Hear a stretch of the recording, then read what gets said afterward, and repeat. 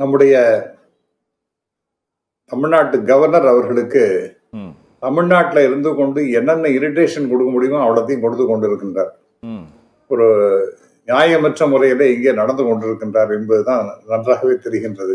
ம், வேற எந்த கவர்னரும் இந்த மாதிரி ஒரு மோசமான ஒரு செயலாக்கத்தை செய்து கொண்டிருப்பதாக தெரியல.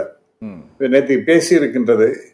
இந்த அந்த வீடியோவே பார்த்தேன் நான். அவர் பேசுறது தமிழ்நாடு யாருடன் போராடும், ம், யாருடன் வெல்லும் அப்படின்னு. ம். நான் கேட்குறேன்,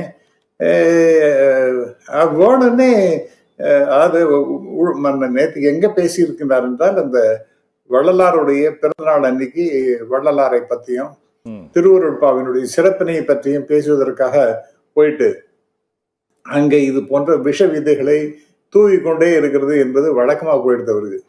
எல்லா நேரத்திலையும் எந்தெந்த நேரத்திலாம் இருக்க முடியுமோ எப்போ பேசுகிறாரோ அப்பெல்லாம் வாயிலேருந்து விஷம் தான் வருகின்றது. ம், ஆகவே இது ஐ திங்க் அவருக்கு பிடிக்கலன்னா அவருக்கு தான் பிடிக்கலன்னு தெரியுது. தமிழ்நாட்டை கண்டா பிடிக்கல. ம், பிடிக்காம தமிழ்நாட்டிலிருந்து தமிழ்நாடு கொடுக்கக்கூடிய பணத்தில் அவர் வந்து சம்பளம் வாங்கி கொண்டு எல்லா விதமான சுகங்களையும் அனுபவித்து கொண்டு ம், தமிழ்நாட்டை பற்றியே மோசமாக பேசுவது என்பது ம், நிச்சயமாக ஏற்க இயலாத ஒன்று.